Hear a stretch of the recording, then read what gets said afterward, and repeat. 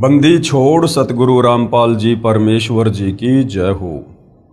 परम पिता परमात्मा सारी सृष्टि के रचनहार कुल मालिक असंख्य ब्रह्मांडों के स्वामी जगत गुरु तीनों लोकों में प्रवेश करके सबका धारण पोषण करने वाले राजाधीराज आत्माधार नाथों के नाथ देवों के देव महादेव सर्वेश्वर महेश्वर मृत्युंजय अजरो अमर आदि अनादि सनातनी प्रभु जगत पिता जगदीश्वर श्री श्री 1008 की उपाधि के वास्तविक अधिकारी अकाल मूरत सौद स्वरूपी राम वासुदेव सर्वगतम ब्रह्म परम पूज्य प्रथम पूज्य परम संत परम पुरुष परम धनी परम दयालु सत्य कबीर हक्का कबीर अल्लाहु कबीर अल्लाहु अकबर बाखबर अल्लाह ताला जगत के तारणहार जगत के मुक्तिदाता जगत के जगन्नाथ हारे के सहारे हिंदुओं के राम मुसलमानों के अल्लाह सिखों के वाहिगुरु ईसाइयों के मसीह दया के सागर दयानिधि करुणा के सागर करुणानिधि स्वयंभू परिभू संकट मोचन कष्ट हरण मंगल करण दुख भंजन अविगत कबीर निर्विकार निर्विषम परमात्मा अलय अलेख सतगुरु आदि अनादि सतगुरु असली मर्यादा पुरुषोत्तम असली राम असली कृष्ण असली घनश्याम असली मुरारी राजाओं के राजा महाराजाओं के महाराजा शहंशाहों के शहंशाह सम्राटों के सम्राट भगवानों के भगवान अल्लाहों के अल्लाह प्रभुओं के प्रभु मसीहाओं के मसीह सच्चे वाहिगुरु बाबाओं के बाबा पीरों के पीर सेठों के सेठ जगत सेठ सावड़सा सेठ सर्वगुण संपन्न अनंत कोटि कलाओं के स्वामी अनंत कोटि ब्रह्मांडों के नायक योगियों में महायोगी ध्यानियों में महाध्यानी सिद्धों में परम सिद्ध ज्ञानियों में तत्व ज्ञानी ब्रह्म ज्ञानी महाज्ञानी परम ज्ञानी सर्वश्रेष्ठ ज्ञानी विज्ञानी युवा कबीर समर्थ कबीर असमवात अमित ओजा सच्चे रहनुमा करीम अल्लाह सुभान अल्लाह दुनिया के अंतिम पैगंबर 8 सितंबर 1951 से गांव धनाना जिला सोनीपत हरियाणा भारतवर्ष की पावन भूमि पे प्रकट रियल कल्कि भगवान श्री नारायण साकार हरि श्री बाबा साहेब नूर अनंत परमात्मा सच्चे दरवे सच्चे बाखबर संत श्रोमणी सतगुरु रामपाल जी परमेश्वर जी के चरण कमल में आप और हम सभी भाई बहनों का अनंत कोटि दंडवत प्रणाम। सत्साई भाई और बहनों, बहुत बड़ी दया बहुत बड़ी मेहर पूज्य गुरुदेव भगवान की परमेश्वर रामपाल जी की जिनके शुभ आशीर्वाद से विशेष आशीर्वाद से उनके सत्संगों का संग्रह पवित्र पुस्तक ज्ञान गंगा के ऊपर वीडियो बनाने की श्रृंखला शुरू है। इसी श्रृंखला में आज हमारा ये 25वें नंबर का वीडियो है। पवित्र पुस्तक ज्ञान गंगा से हमें भक्ति और भगवान को लेकर अध्यात्म को लेकर बहुत कुछ जानने और समझने को मिल रहा है। भाई और बहनों, ये पवित्र पुस्तक ज्ञान गंगा सर्व धर्मों के धर्मशास्त्रों के ज्ञान से प्रमाणित है। इस पवित्र पुस्तक के अमृत ज्ञान में सुई की नोक रखने जितना भी नुक्स निकालने में किसी भी धर्म का कोई भी धर्म गुरु सक्षम नहीं है। यही वो पुस्तक है जिस पुस्तक के ज्ञान को पढ़कर समझकर यदि जगत गुरु तत्वदर्शी सतगुरु रामपाल जी परमेश्वर जी से नाम उपदेश लेकर आजीवन मर्यादा में रहकर भक्ति की जाए तो साधक का तो मोक्ष होगा ही होगा, साथ में उसकी 101 पीढ़ियों का उद्धार भी होगा। तो भाई और बहनों, ऐसा मौका कोई अज्ञानी कोई मंदबुद्धि व्यक्ति ही चूकेगा जो इतने सहज में हमें मोक्ष प्राप्ति का शुभ अवसर इस घोर कलयुग में प्राप्त हो रहा है। तो भाई और बहनों, इस पवित्र पुस्तक को समझने के लिए सबसे पहले हमने सृष्टि रचना को समझना पड़ेगा, क्योंकि सृष्टि रचना भक्ति मार्ग की मास्टर की है। सृष्टि रचना को समझे बिना हम अध्यात्म में सफल नहीं हो पाएंगे, हम भक्ति मार्ग में आगे नहीं बढ़ पाएंगे। तो सृष्टि रचना के ऊपर पहले बहुत ज़्यादा वीडियो बन चुके हैं। यदि आप जिन्हें अभी तक पवित्र पुस्तक ज्ञान गंगा के ऊपर बन चुके पहले के वीडियो नहीं देखे हैं तो आपने प्रत्येक वीडियो को शुरुआत से देखना चाहिए। तो भाई और बहनों, सृष्टि रचना में सतगुरु रामपाल जी ने हमें जो जो बताया और दिखाया, आज हमारे धर्मों के धर्म ग्रंथ उसका समर्थन कर रहे हैं। साथ में पूर्ण संत की क्या पहचान है, तत्वदर्शी संत की क्या पहचान है, गीता जी में कहाँ कहाँ इस बात का प्रमाण है, आप और हमें इन सब बातों की इस जानकारी इस पवित्र पुस्तक ज्ञान गंगा से हुई है। साथ में बहुत सारे भविष्य वक्ता हैं जिन्होंने सतगुरु रामपाल जी को लेकर वर्तमान समय को ध्यान में रखते हुए भविष्यवाणियां की हैं। उन तमाम भविष्यवाणियों पर सतगुरु रामपाल जी बिल्कुल खरे उतरते हैं। तो हमें यहाँ भी विश्वास हो जाता है कि हम जिस सतभक्ति मार्ग पर लगे हैं और जिस सतभक्ति मार्ग के प्रणेता सतगुरु रामपाल जी हैं, तो मोक्ष प्राप्ति में हमें किसी प्रकार का कोई भी धोखा नहीं है। अब भाइयों और बहनों, अध्यात्म को और अच्छे से जानने के लिए, क्योंकि हमारे धर्म शास्त्र अध्यात्म का मूल है और धर्म शास्त्रों से ही हमें विश्वास होगा कि वास्तव में जो सतज्ञान वर्तमान में सतगुरु रामपाल जी दे रहे हैं, ये सतज्ञान तो लगभग हमारे सभी सदग्रंथों में पहले से वर्णित है, परंतु हमारे धर्म गुरु तत्व ज्ञान के अभाव में हमें निष्कर्ष निकाल कर नहीं दे पाए कि वास्तव में परमात्मा कौन है, कैसा है, कहाँ रहता है, भक्ति की शुरुआत कैसे होती है, गुरु बनाना कितना आवश्यक है। इन तमाम बातों की जानकारी हमारे धर्मगुरु हमें नहीं दे पाए। हमारे धर्मगुरु केवल संस्कृत भाषा के ज्ञाता थे। संस्कृत भाषा के ज्ञाता होने के कारण वो हमें वेदों को पढ़ाते रहे, गीता जी को पढ़ाते रहे, पुराणों को पढ़ाते रहे, परंतु उनमें जो निष्कर्ष है, जो कोड वर्ड में है, संकेतों में है, वो हमें नहीं समझा पाए। उसके लिए भाइयों और बहनों तत्वदर्शी संत की जरूरत पड़ती है, क्योंकि हमारे धर्म ग्रंथों से बढ़कर हमारे धर्म गुरु नहीं हो सकते हैं।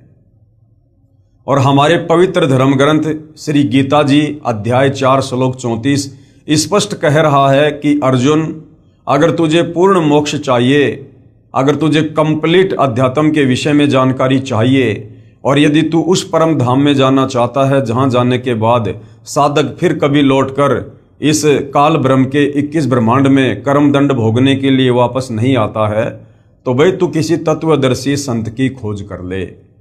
उस तत्वदर्शी संत को भली भांति दंडवत प्रणाम कर, उसको प्रसन्न कर, कपट छोड़कर सरलतापूर्वक व्यवहार कर, उससे सवाल कर, फिर वो तत्वज्ञानी महात्मा तुझे तत्व ज्ञान का उपदेश करेंगे।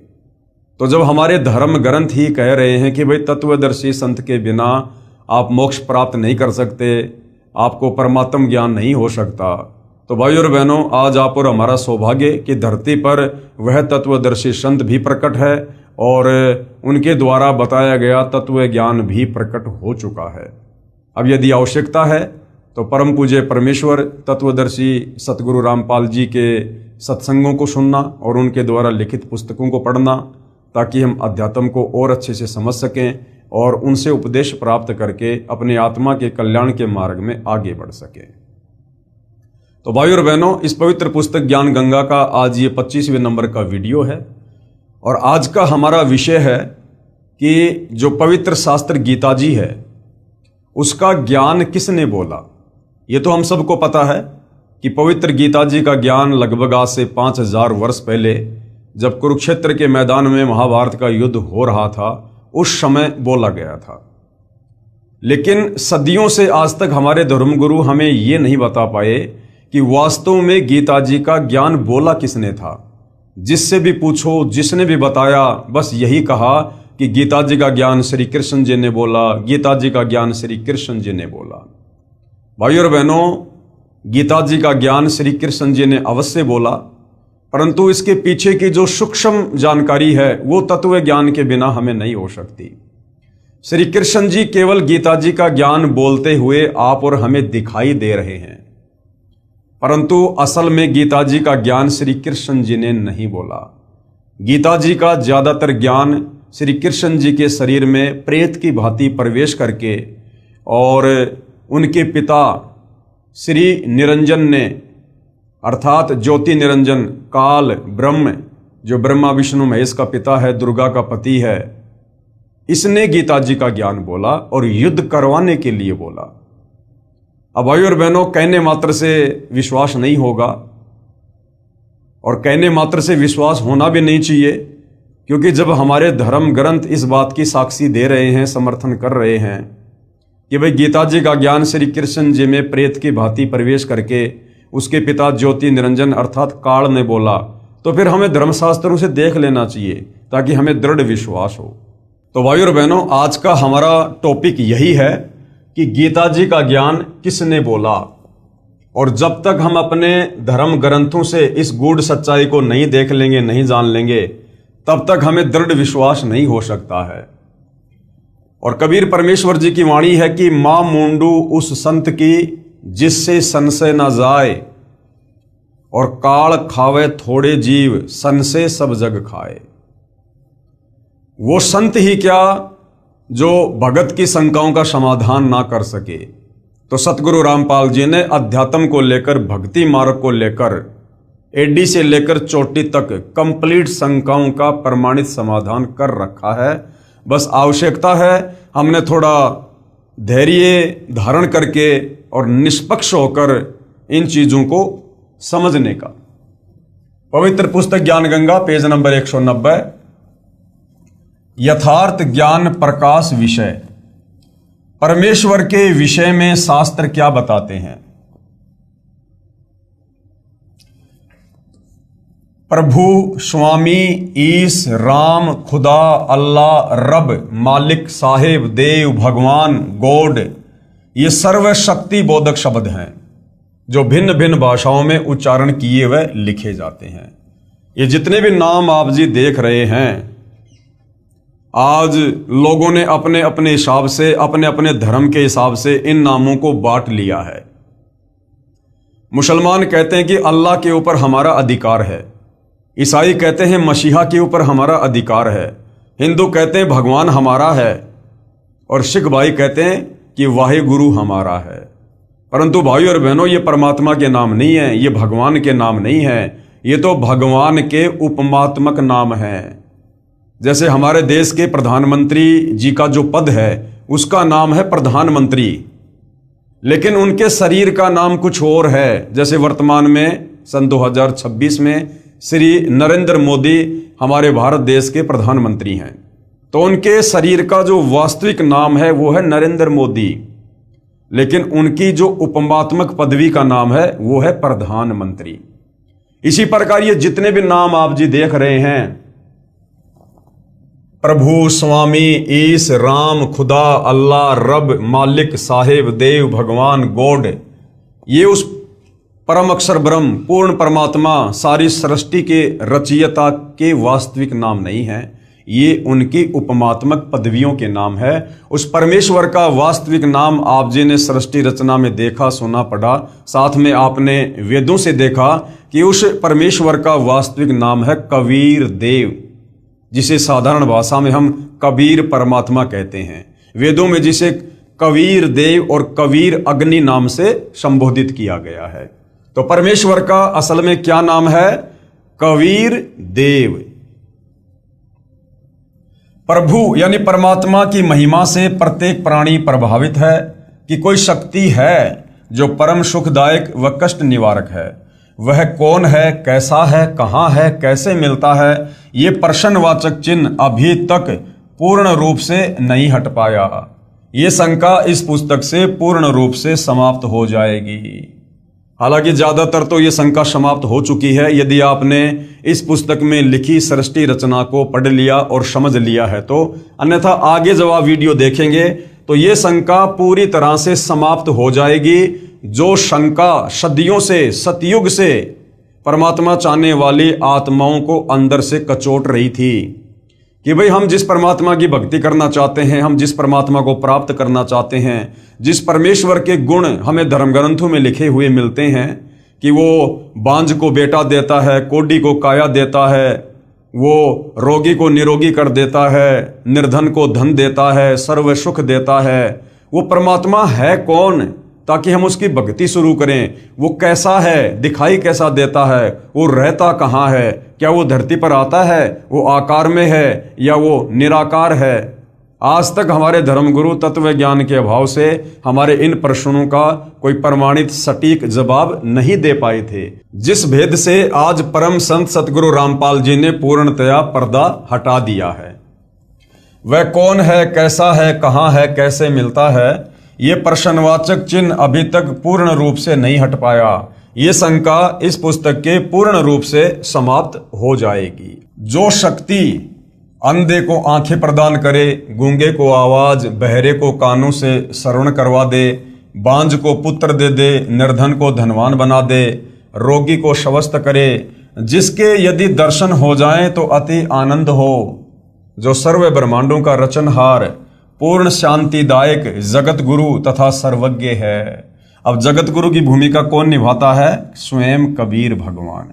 और वर्तमान में जगत गुरु की भूमिका कौन निभा रहे हैं? सतगुरु रामपाल जी, जिसकी आज्ञा बिना पत्ता भी नहीं हिल सकता, अर्थात सर्वशक्तिमान, जिसके सामने कुछ भी असंभव नहीं है। ऐसे गुण जिसमें हैं वह वास्तव में प्रभु यानी स्वामी, ईश, राम, भगवान, खुदा, अल्लाह, रहीम, मालिक, रब, गॉड कहलाता है। यानी ये तमाम उपरोक्त गुण जिस परम शक्ति में है वही वास्तव में परमात्मा है, वही सारी सृष्टि का मालिक है, वही सभी आत्माओं का जनक है। यहां पर एक बात विशेष विचारणीय है कि किसी भी शक्ति का ज्ञान किसी शास्त्र से ही होता है। उसी शास्त्र के आधार पर गुरुजन अपने अनुयायियों को मार्गदर्शन करते हैं। वह शास्त्र धार्मिक पुस्तकें हैं, चारों वेद, ऋग्वेद, सामवेद, यजुर्वेद, अथर्ववेद, श्रीमद् भागवत गीता, श्रीमद् भागवत सुधासागर, 18 पुराण, महाभारत, बाइबल, कुरान आदि प्रमाणित पवित्र शास्त्र हैं। चारों वेद स्वयं पूर्ण परमात्मा के आदेश से ज्योति निरंजन अर्थात काल ने समुद्र के अंदर अपने श्वासों के द्वारा गुप्त छिपा दिया तथा प्रथम बार सागर मंथन के समय ये चारों वेद श्री ब्रह्मा जी को प्राप्त हुए।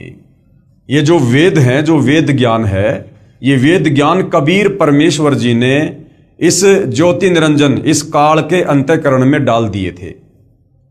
और आपने सृष्टि रचना को पढ़ा कि इस काल को जब सतलोक से 16 संकोश की दूरी पर कबीर परमेश्वर जी के द्वारा निष्कासित कर दिया गया था, उसके बाद इस काल ने अपने 21 ब्रह्मांड में सर्वप्रथम जब समुद्र मंथन दुर्गा जी के माध्यम से करवाया, अपने तीनों पुत्रों ब्रह्मा, विष्णु, महेश को सागर के किनारे भेजकर, उस समय इस ज्योति निरंजन ने वेद प्रकट किए। और उन वेदों में से ज्यादातर ज्ञान जो सतलोक के विषय में था, इस काल की गलतियों के विषय में था, इसके पाखंड के विषय में था, वो ज्ञान ज्यादातर इसने समाप्त कर दिया था। और बाकी का जो ज्ञान था वो इस काल ने समुद्र मंथन के द्वारा अपने बड़े पुत्र ब्रह्मा जी को दिया। ब्रह्मा जी ने वेदों को पढ़ा और जैसा भी उसे ज्ञान हुआ वो ज्ञान उन्होंने आगे अपने वंशजों को दिया, ब्राह्मणों को दिया, धर्म गुरुओं को दिया, और वो ज्ञान सदियों से धर्म गुरुओं के द्वारा समाज में फैलाया गया है। तो भाइयों और बहनों, इन 4 वेदों में भक्ति और भगवान को लेकर कंप्लीट ज्ञान नहीं है। वो कंप्लीट ज्ञान जो इस काल के द्वारा नष्ट कर दिया गया, उसी कंप्लीट ज्ञान को देने के लिए कबीर परमात्मा सतलोक से चलकर तत्वदर्शी संत की, जगत गुरु की भूमिका करते हुए इस पृथ्वी पर प्रकट होते हैं। जो ब्रह्मा जी क्षर पुरुष के ज्येष्ठ पुत्र हैं, क्षर पुरुष यानी ये काल, ये ब्रह्मा इस ब्रह्म का बड़ा लड़का है। तो ब्रह्मा ने वेद पढ़े तथा जैसा समझा उसी आधार पर संसार में ज्ञान का प्रचार अपने वंशजों ऋषियों के द्वारा करवाया। पूर्ण परमात्मा ने 5वां सौषम यानी सूक्ष्म वेद भी ब्रह्म यानी काल को दिया था, जो इस ज्योति निरंजन ने अपने पास गुप्त रखा तथा उसे समाप्त कर दिया। क्योंकि उस 5वें वेद में, सूक्ष्म वेद में, जिसको सौषम वेद भी कहते हैं, उसमें कंप्लीट जानकारी थी सतलोक वापस जाने की, पूरी सृष्टि रचना की, कंप्लीट मूल ज्ञान था। लेकिन इस काल ने डर कर उस ज्ञान को समाप्त कर दिया, क्योंकि इसको 1 लाख मानव शरीरधारी आत्माओं के शरीर से निकली वासना को खाने का श्राप लगा हुआ है।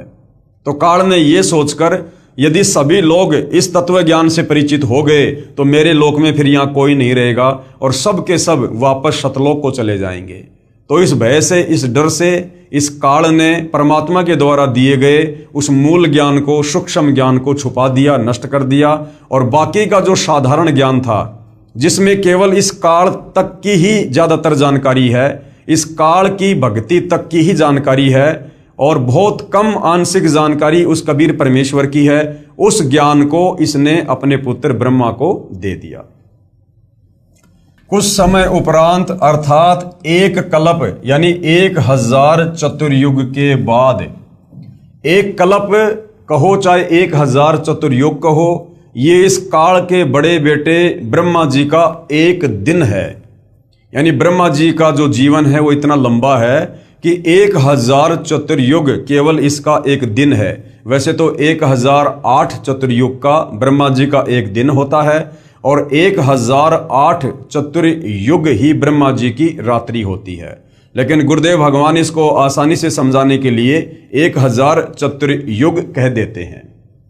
कुछ समय उपरांत अर्थात एक कल्प अर्थात 1000 चतुर्युग के बाद 3 लोक, पृथ्वीलोक, स्वर्गलोक, पाताल लोक के सर्व प्राणी प्रलय अर्थात विनाश हो जाते हैं। यानी जब ब्रह्मा जी का दिन होता है तो ये 3 लोक की सृष्टि चलती है और जैसे ही ब्रह्मा जी का दिन समाप्त होता है, रात्रि शुरू होती है, उस समय यहां पर प्रलय हो जाता है, विनाश हो जाता है 3 लोकों में। फिर ज्योति निरंजन यानी काल के निर्देश से ब्रह्मा अपनी रात्रि समाप्त होने पर, ब्रह्मा की रात्रि 1000 चतुर्युग की होती है तथा इतना ही दिन। जब दिन प्रारंभ होता है तो रजोगुण से प्रभावित करके प्राणियों की उत्पत्ति तीनों लोकों में शुरू करता है। यानी ब्रह्मा जी की रात्रि में तीनों लोकों में प्रलय हो जाती है और ब्रह्मा जी की रात्रि समाप्त होते ही काल की आज्ञा से ब्रह्मा फिर से अपने रजोगुण के प्रभाव से संतान उत्पत्ति करवाकर सृष्टि की रचना करता है। तब सतयुग की शुरुआत में वही चारों वेद काल ब्रह्म स्वयं ब्रह्मा को फिर प्रदान करता है तथा फिर प्राकृतिक उथल पुथल के कारण चारों पवित्र वेदों का ज्ञान समाप्त हो जाता है। यानी कलयुग के एंड में फिर चारों जो है इन पवित्र शास्त्रों का ज्ञान जो है समाप्त हो जाता है। उसके पश्चात फिर समय अनुसार अन्य ऋषियों में प्रवेश करके दोबारा लिखवाता है। फिर भी समय अनुसार प्राकृतिक उथल पुथल के बाद स्वार्थी लोगों के द्वारा वेदों में बदलाव करके वास्तविक ज्ञान संसार से लुप्त कर दिया जाता है। वही काल अर्थात ब्रह्म, जिसको ज्योति निरंजन भी कहते हैं, महाभारत युद्ध के समय श्री कृष्ण जी में प्रवेश करके चारों वेदों का संक्षिप्त विवरण श्रीमद् भागवत गीता के रूप में दिया तथा कहा कि अर्जुन, यही ज्ञान मैंने पहले सूर्य से कहा था। अब बहुत सारे भाई बहन जो अध्यात्म से अपरिचित हैं वो कह देते हैं कि भाई सूर्य तो आग का गोला है, सूर्य को कैसे ज्ञान समझाया जा सकता है। भाई जो ये आग का गोला सूर्य है ये अलग है और इस आग के गोले सूर्य जैसे ना जाने कितने गोले एक ब्रह्मांड में हैं। तो इन तमाम सूर्यों के ऊपर जिस देव का आधिपत्य है, अधिकार है, वो असल में सूर्य देव है और वो नर रूप में है, वो देव है। तो उसको ये ज्ञान समझाया गया था।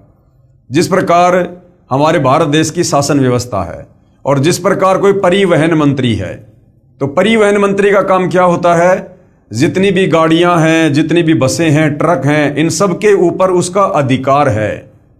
अब वो परिवहन मंत्री कोई बस नहीं है, वो परिवहन मंत्री कोई ट्रेन नहीं है, वो कोई ट्रोला नहीं है। वो परिवहन के साधन अलग हैं और उन साधनों के ऊपर जिसका कंट्रोल है वो परिवहन मंत्री अलग है। इसी प्रकार ये जो आग का गोला सूर्य है ये अलग है और ऐसे ऐसे आग के इन गोलों के ऊपर, सूर्यों के ऊपर एक ब्रह्मांड में जिसका अधिकार है, आधिपत्य है, वो देव नर रूप में अलग है। तो उस सूर्य को, सूर्य देव को यह ज्ञान समझाया गया था। मैंने पहले सूर्य से कहा था, उसने अपने पुत्र वैवस्वत अर्थात मनु से तथा वैवस्वत अर्थात मनु ने अपने पुत्र इक्ष्वाकु से कहा था, परंतु बीच में यह उत्तम ज्ञान प्राय समाप्त हो गया था। इस काल अर्थात ब्रह्म ज्योति निरंजन ने श्री वेद व्यास ऋषि के शरीर में प्रवेश करके चारों वेद, महाभारत, 18 पुराण, श्रीमद् भगवद गीता, श्री सुधा सागर को पुनः लिपिबद्ध अर्थात संस्कृत भाषा में करवाया, जो आज सभी को उपलब्ध है।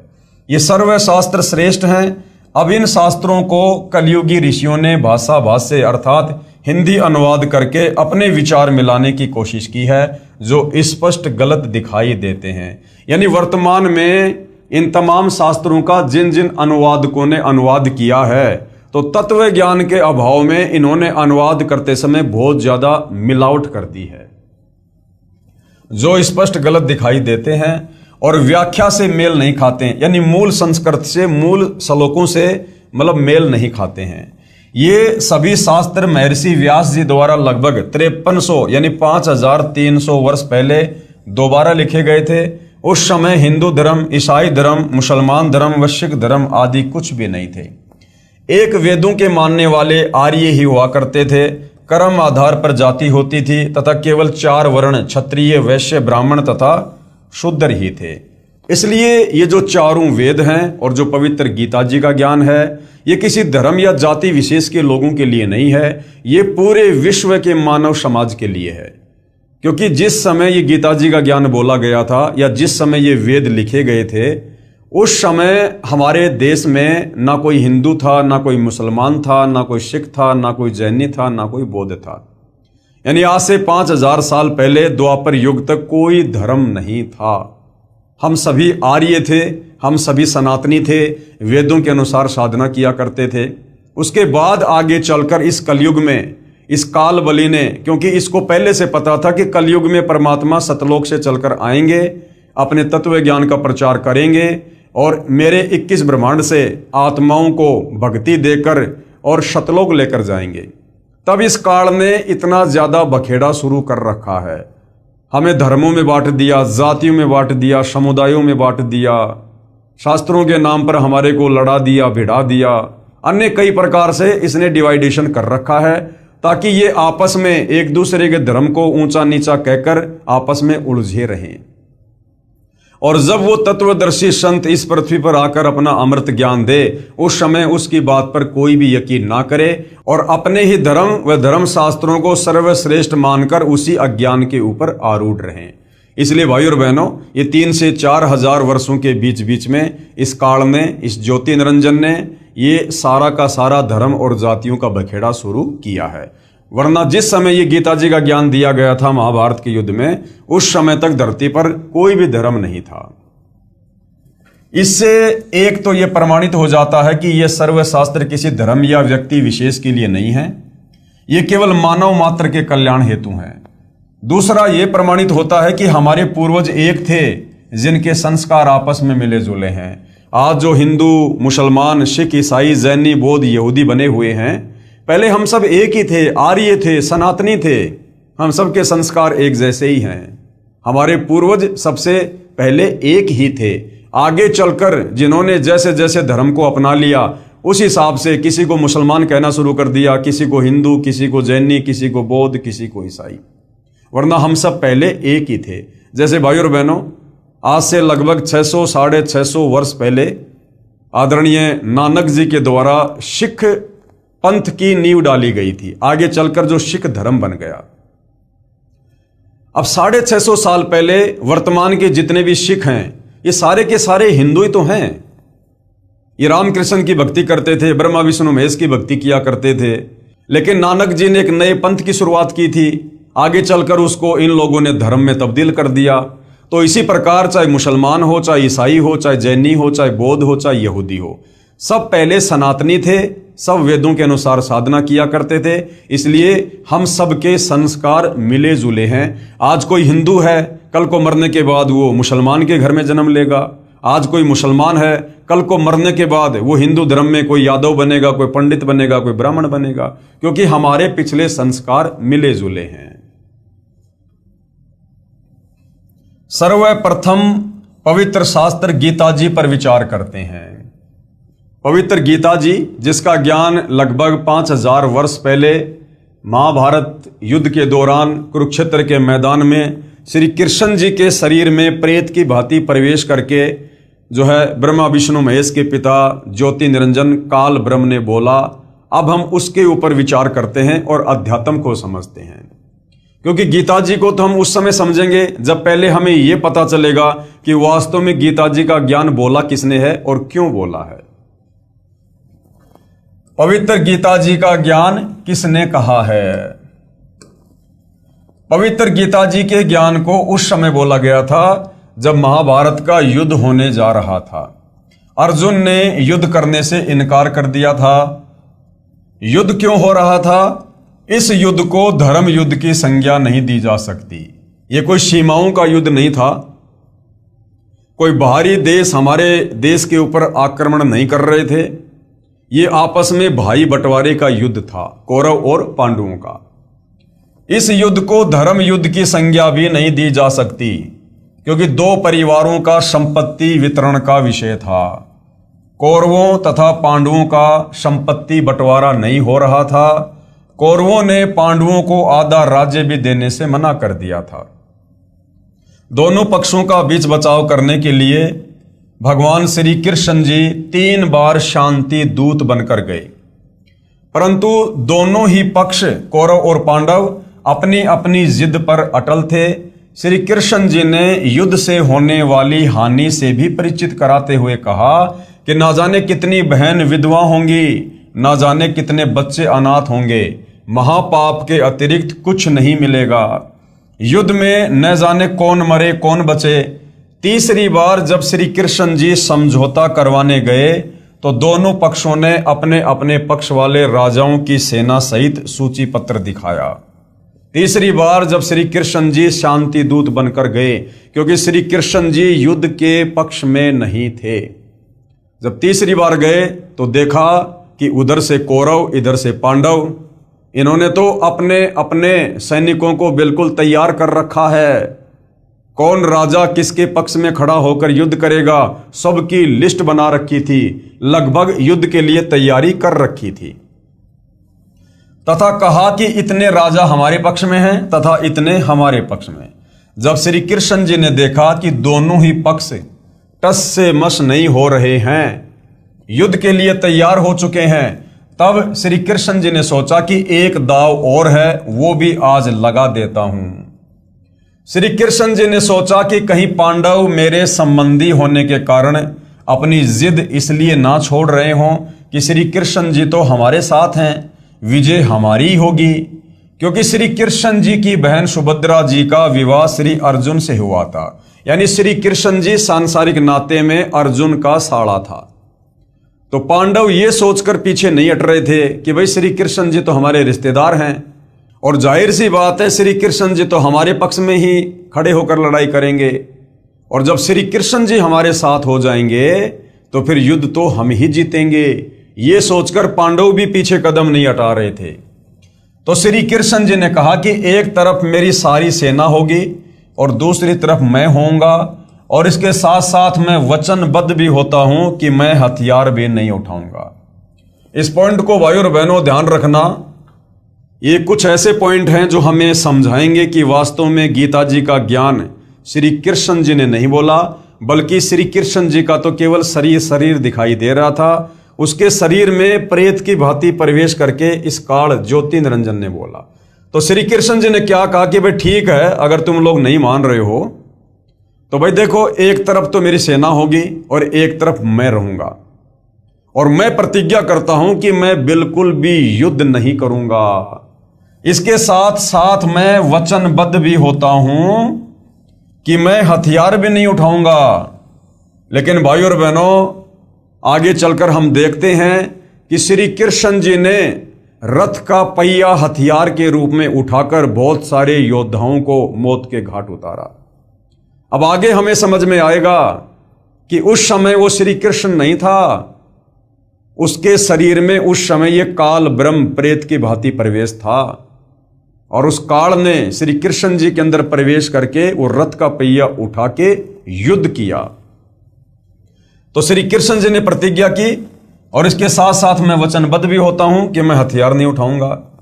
इस घोषणा से पांडवों के पैरों के नीचे की जमीन खिसक गई। अब पांडवों ने सोचा भाई ये तो अनर्थ हो गया, हम तो श्री कृष्ण जी के ऊपर ही फूल रहे थे, पैर पीट रहे थे कि भाई श्री कृष्ण जी हमारे साथ में हैं, ये 3 लोक के भगवान हैं, और ये जिधर हो जाएंगे विजय उनकी होगी, और ये कह रहे हैं कि भाई मैं तो हथियार नहीं उठाऊंगा, तो बताओ फिर तो हम युद्ध हारेंगे ही हारेंगे।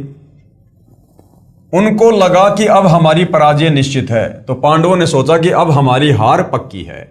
ये विचार करके 5 पांडव ये कहकर सभा से बाहर गए कि हम कुछ विचार कर लें। कुछ समय उपरांत श्री कृष्ण जी को सभा से बाहर आने की प्रार्थना की।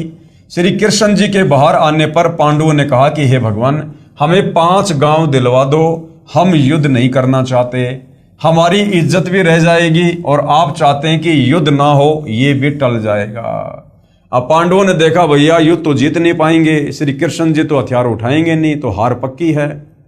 तो अंत में पांचों पांडवों ने कहा कि भगवान आप हमें दुर्योधन से केवल 5 गांव दिलवा दो, उन गांवों से टैक्स वगैरह लेके और हम अपना जीवन यापन कर लेंगे, हम युद्ध नहीं चाहते, ना हम इसका बाकी राज्य चाहते। पांडवों के इस फैसले से श्री कृष्ण जी बहुत प्रसन्न हुए तथा सोचा कि बुरा समय टल गया। लेकिन भाई और बहनों, ये काल बलि ये बुरा समय टलने नहीं देता है। ये युद्ध इस काल ने करवाना था, क्योंकि इसको अपने भोजन का प्रबंध करना होता है। इसको प्रतिदिन 1 लाख मानव शरीरधारी आत्माओं का जो है भोजन करना पड़ता है। सभा में केवल कौरव तथा उनके समर्थक शेष थे।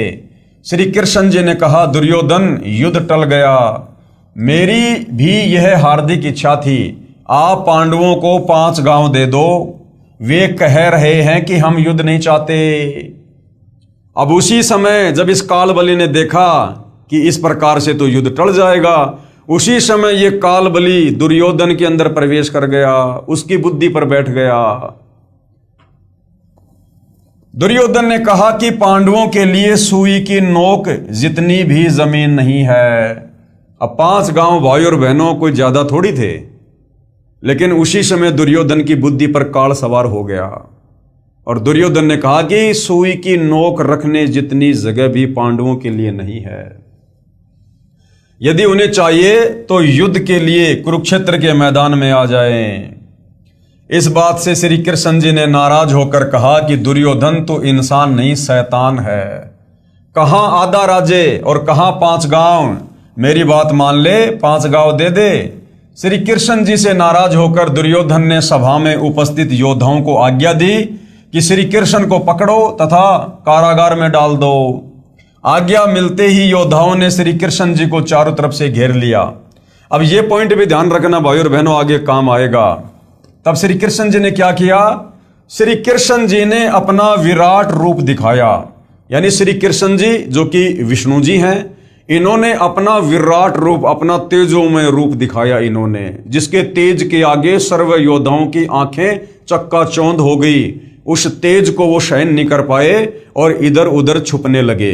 अर्थात तीसरी बार जब श्री कृष्ण जी पांडवों और कौरवों के बीच में शांति दूत बनकर गए कि युद्ध ना हो, उस समय दुर्योधन की जिद पर फिर श्री कृष्ण जी ने अपना विराट रूप दिखाया।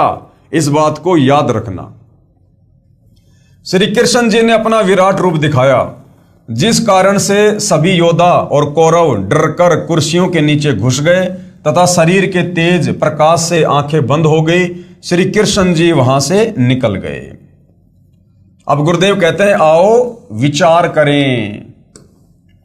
उपरोक्त विराट रूप दिखाने का प्रमाण संक्षिप्त महाभारत गीता प्रेस गोरखपुर से प्रकाशित में प्रत्यक्ष है। जब कुरुक्षेत्र के मैदान में पवित्र गीता जी का ज्ञान सुनाते समय अध्याय 11 श्लोक 32 में पवित्र गीता बोलने वाला प्रभु कह रहा है कि अर्जुन, मैं बढ़ा हुआ काल हूं, अब सर्व लोकों को खाने के लिए प्रकट हुआ हूं, प्रवृत्त हुआ हूं, प्रकट हुआ हूं। गीता जी अध्याय 11 श्लोक नंबर 32। महाभारत का युद्ध, दोनों तरफ सेनाएं हैं, सभी योद्धाएं हैं, बीच में श्री कृष्ण जी और अर्जुन जी रथ को लेकर खड़े हैं और गीता जी का उपदेश दिया जा रहा है। अब गीता जी अध्याय 11 श्लोक 32 क्या कह रहा है? जिसे दुनिया श्री कृष्ण समझ रही है, उसके अंदर प्रेत की भांति प्रवेश करके ये काल ब्रह्म क्या कह रहा है कि अर्जुन, गीता अध्याय 11 श्लोक 32 कि अर्जुन, मैं काल हूं, काल, और मैं सभी को खाने के लिए अभी अभी प्रवृत्त यानी प्रकट हुआ हूं। अब विचार करो भाई और बहनों, श्री कृष्ण जी ये बात क्यों बोलेंगे कि मैं काल हूं? उससे पहले श्री कृष्ण जी ने कभी नहीं कहा अपने जीवन काल में कि मैं काल हूं। और श्री कृष्ण जी तो काल थे भी नहीं। श्री कृष्ण जी को देखकर तो पशु पक्षी भी, नर और नारी भी जो है बड़े आनंदित होते थे, बड़े प्यार प्रेम से रहा करते थे। और ना महाभारत के युद्ध के बाद कभी श्री कृष्ण जी ने कहा कि मैं काल हूं,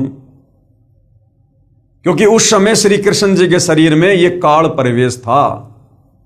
और कह रहा कि मैं अभी अभी परवर्त यानी प्रकट हुआ हूं, अभी अभी, जबकि श्री कृष्ण जी तो वहां पर पहले से ही थे। फिर ये क्यों कह रहा है कि मैं अभी अभी प्रकट हुआ हूं? क्योंकि उस समय श्री कृष्ण जी के शरीर में प्रेत की भांति ये काल प्रकट हुआ, इसलिए वो काल कह रहा कि भाई मैं तो अभी अभी प्रकट हुआ हूं। जो तू युद्ध नहीं करना चाह रहा ना, कि मैं युद्ध नहीं करना चाहता, मैं तो भिक्षा का अन्न खाकर अपना गुजारा कर लूंगा, मैं किसको मारूं, सामने मेरे तो यार दोस्त मित्र रिश्तेदार भाई बंधु हैं। तो काल ने देखा भैया अगर अर्जुन पीछे हट गया तो इसका मतलब कोई भी पांडव हथियार नहीं उठाएगा, फिर मेरे भोजन का इंतजाम कैसे होगा? तो उसी समय श्री कृष्ण जी के शरीर में यह काल प्रवेश करता है और इस अर्जुन को अपना विराट रूप दिखाता है, काल रूप दिखाता है, जिससे अर्जुन डर जाता है और कहता अर्जुन मैं काल हूं और अभी अभी प्रकट हुआ हूं। जबकि श्री कृष्ण जी तो वहां पर पहले से ही उपस्थित थे, लेकिन उस समय यह काल उसके अंदर प्रवेश करके प्रकट हुआ, इसलिए कह रहा कि मैं तो अभी अभी प्रकट हुआ हूं। गीता अध्याय 11 श्लोक 32 में पवित्र गीता बोलने वाला प्रभु यानी काल कह रहा है कि अर्जुन मैं बढ़ा हुआ काल हूं, अब सर्व लोगों को खाने के लिए प्रकट हुआ हूं। जरा सोचिए कि श्री कृष्ण जी तो पहले से ही अर्जुन जी के साथ में थे। यदि पवित्र गीता जी के ज्ञान को श्री कृष्ण जी बोल रहे होते तो ये नहीं कहते कि मैं अभी परवर्त यानी प्रकट हुआ हूं, क्योंकि वो तो पहले से थे। श्री कृष्ण जी काल नहीं थे जो कह रहे हैं ना कि मैं काल हूं, अध्याय 11 श्लोक 32 में कि अर्जुन मैं काल हूं। श्री कृष्ण जी काल नहीं थे, उनके दर्शन मात्र से मनुष्य पशु गाय आदि प्रसन्न होकर श्री कृष्ण जी के पास आकर प्यार पाते थे। क्या काल के पास आकर कोई प्रसन्न रह सकता है? उसकी तो शकल से भी डर लगे। जिनके दर्शन बिना गोपियों का खाना पीना छूट जाता था, इसलिए काल कोई और शक्ति है, वह श्री कृष्ण जी के शरीर में प्रेतवत यानी भूत की तरह प्रवेश करके और पवित्र श्रीमद् भगवत गीता जी के ज्ञान रूप में चारों पवित्र वेदों का सार बोल गया। उसकी 1000 भुजाएं हैं, किसकी? काल की।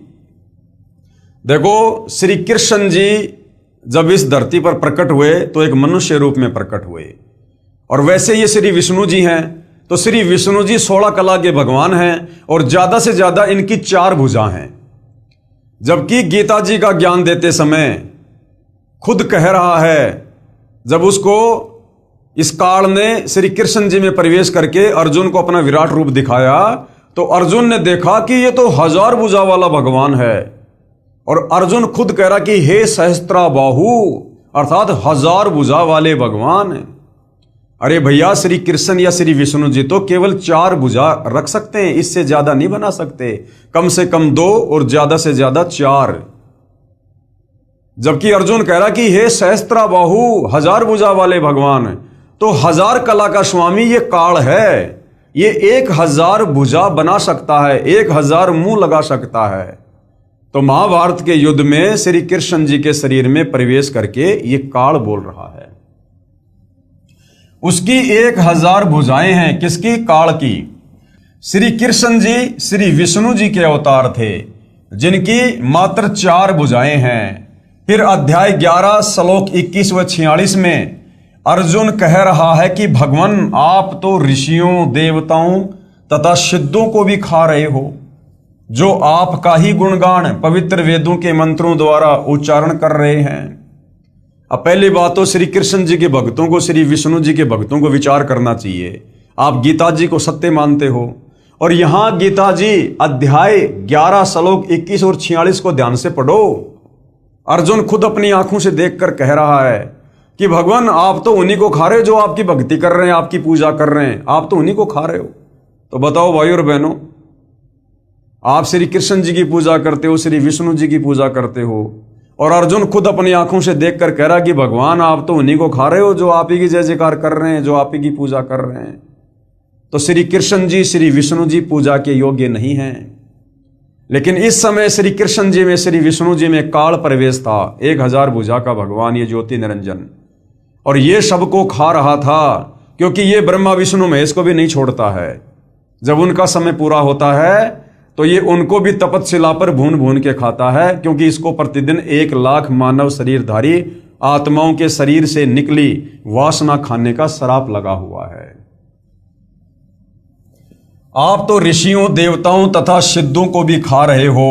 ये गीता अध्याय 11 श्लोक 21 और 46 में आप जी देख सकते हो। जो आपका ही गुणगान पवित्र वेदों के मंत्रों द्वारा उच्चारण कर रहे हैं तथा अपने जीवन की रक्षा के लिए मंगल कामना कर रहे हैं। कुछ आपके दाढ़ों में लटक रहे हैं, कुछ आपके मुख में समा रहे हैं।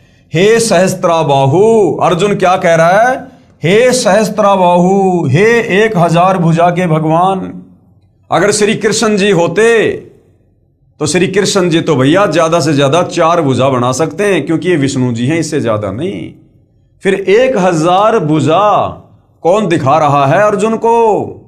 ये काल श्री कृष्ण जी में प्रवेश करके। हे सहस्त्राबाहु यानी 1000 भुजा के भगवान, अर्थात 1000 भुजा वाले भगवान, आप अपने उसी चतुर्भुज रूप में आइए। यानी अर्जुन भी नहीं समझ पा रहा था कि ये मामला क्या हो रहा है, तो अर्जुन डर गया और कहा कि भगवान आप अपने विष्णु रूप में दर्शन दीजिए, 4 भुजा वाले रूप में दर्शन दीजिए। आप अपने उसी चतुर्भुज रूप में आइए। मैं आपके विकराल रूप को देखकर धीरज नहीं पा रहा। यानी मैं तो डामाडोल हो गया, मैं तो भयभीत हो गया, मेरा तो कलेजा फटने को हो गया। आप अपने उसी चतुर्भुज रूप में, विष्णु रूप में मुझे दर्शन दीजिए। अध्याय 11 श्लोक 47 में पवित्र गीता जी को बोलने वाला प्रभु काल कह रहा है कि हे अर्जुन, यह मेरा वास्तविक काल रूप है, जिसे तेरे अतिरिक्त पहले किसी ने नहीं देखा। क्योंकि इसने सौगंध खा रखी है कि किसी भी प्रकार की भक्ति से, जप से, तप से कोई मेरे काल रूप का दर्शन नहीं कर सकता। इसने दुर्गा को कह दिया था कि दुर्गा, आज के बाद मैं किसी को अपने वास्तविक काल रूप में दर्शन नहीं दूंगा। यदि आपने सृष्टि रचना पढ़ी है तो आपको समझ आ रहा होगा। अब विचार करना भाइयों और बहनों, यहां पर गीता जी अध्याय 11 श्लोक 47 आप जी नोट कर सकते हो, देख सकते हो पवित्र गीता जी में। गीता अध्याय 11 श्लोक 47 में पवित्र गीता जी को बोलने वाला ये प्रभु काल कह रहा है कि हे अर्जुन, ये मेरा वास्तविक काल रूप है, जिसे तेरे अतिरिक्त पहले किसी ने नहीं देखा। अब विचार करो भाइयों और बहनों, यदि इस महाभारत के युद्ध के समय ये विराट रूप अगर श्री कृष्ण जी दिखा रहे होते, पहली बात तो श्री कृष्ण जी 1000 भुजा बना नहीं सकते, क्योंकि ये केवल 4 भुजा के भगवान हैं। और यदि ये ज्ञान श्री कृष्ण जी दे रहे होते तो ये बात कभी नहीं बोलते कि अर्जुन, तेरे अतिरिक्त पहले किसी ने नहीं देखा, कि मेरा ये विराट रूप तेरे अलावा पहले किसी ने नहीं देखा। जबकि थोड़ी देर पहले आपने देखा कि जब श्री कृष्ण जी तीसरी बार शांति समझौता करवाने के लिए दुर्योधन की सभा में गए, तो दुर्योधन ने नाराज होकर अपने सैनिकों को आदेश दिया कि श्री कृष्ण जी को बंदी बनाकर जेल में डाल दो। उस समय श्री कृष्ण जी ने अपना विराट रूप दिखाया था और उसका विराट रूप वहां पर उपस्थित सभी योद्धाओं ने देखा था। तो श्री कृष्ण जी तो पहले अपना विराट रूप दुर्योधन की सभा में दिखा चुके थे।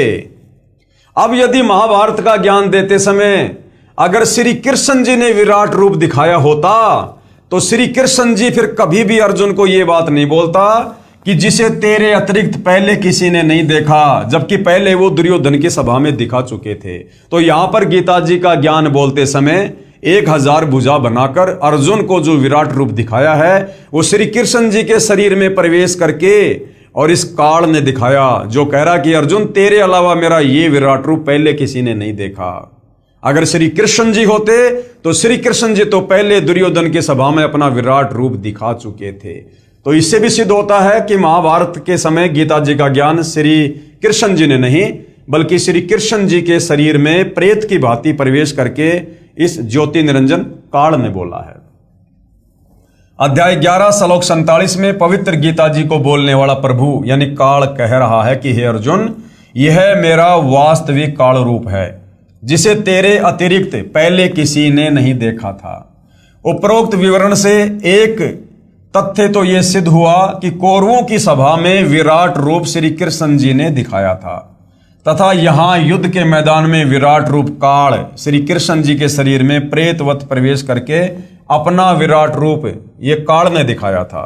नहीं तो ये नहीं कहता, नहीं तो श्री कृष्ण जी ये नहीं कहता कि ये विराट रूप तेरे अतिरिक्त पहले किसी ने नहीं देखा है, क्योंकि श्री कृष्ण जी अपना विराट रूप कौरवों की सभा में पहले ही दिखा चुके थे।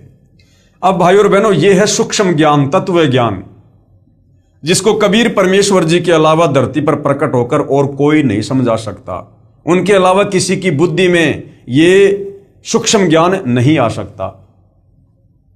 तो हमारे पवित्र ग्रंथ गीता जी में सारी सच्चाई लिखी हुई है, लेकिन तत्व ज्ञान के अभाव से हमारे धर्मगुरु समझ नहीं पाए। दूसरी ये बात सिद्ध हुई कि पवित्र गीता जी को बोलने वाला काल ब्रह्म ज्योति निरंजन है, न कि श्री कृष्ण जी, क्योंकि श्री कृष्ण जी ने पहले कभी नहीं कहा कि मैं काल हूं, तथा बाद में भी नहीं कहा कि मैं काल हूं। श्री कृष्ण जी काल नहीं हो सकते, उनके दर्शन मात्र को तो दूर दूर क्षेत्र के स्त्री तथा पुरुष तड़पा करते थे। अब आगे क्या कह रहे हैं पूज्य गुरुदेव, विराट रूप क्या होता है? विराट रूप, आप दिन के समय या चांदनी रात्रि में जब आपके शरीर की छाया छोटी, लगभग शरीर जितनी लंबी हो या कुछ बड़ी हो, उस छाया के सीने वाले स्थान पर यानी छाती वाली जगह पर 2 मिनट तक एक टक देखिए, चाहे आंखों से पानी भी क्यों ना गिरे। फिर सामने आकाश की तरफ देखिए, आपको अपना ही विराट रूप दिखाई देगा, जो सफेद रंग का आसमान को छू रहा होगा। इसी प्रकार प्रत्येक मानव अपना विराट रूप रखता है, परंतु जिनकी भक्ति शक्ति ज्यादा होती है उनका उतना ही तेज अधिक होता जाता है।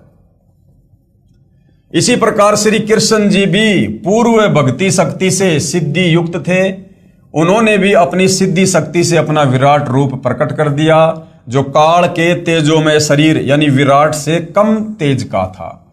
तीसरी बात यह सिद्ध हुई कि पवित्र गीता जी बोलने वाला प्रभु काल सहस्त्राबाहु अर्थात 1000 भुजा युक्त है, तथा श्री कृष्ण जी तो श्री विष्णु जी के अवतार हैं, जो 4 भुजा युक्त हैं। श्री विष्णु जी 16 कला युक्त हैं, तथा श्री ज्योति निरंजन अर्थात ये काल भगवान 1000 कला युक्त है। तो गीता जी अध्याय 11 श्लोक 47 में अपना काल रूप दिखाते समय जो 1000 भुजा दिखाई है, तो वो श्री कृष्ण जी नहीं थे, क्योंकि श्री कृष्ण जी विष्णु जी के अवतार हैं और विष्णु जी 16 कला के भगवान हैं। ये ज्यादा से ज्यादा 4 भुजा बना सकते हैं, इससे ज्यादा नहीं। तो 1000 भुजा वाला जिसने अर्जुन को महाभारत के युद्ध के समय विराट रूप में दर्शन दिए, वो कौन है? काल। तो गीता का ज्ञान किसने बोला? काल ने। क्यों बोला? महाभारत का युद्ध करवाने के लिए। जैसे एक बल्ब 60 वाट का होता है, एक बल्ब 100 वाट का होता है और एक बल्ब 1000 वाट का होता है। रोशनी सभी बल्बों की होती है, परंतु बहुत अंतर होता है। ठीक इसी प्रकार दोनों भगवानों की शक्ति काल और श्री कृष्ण जी की तथा विराट रूप का तेज भिन्न भिन्न था।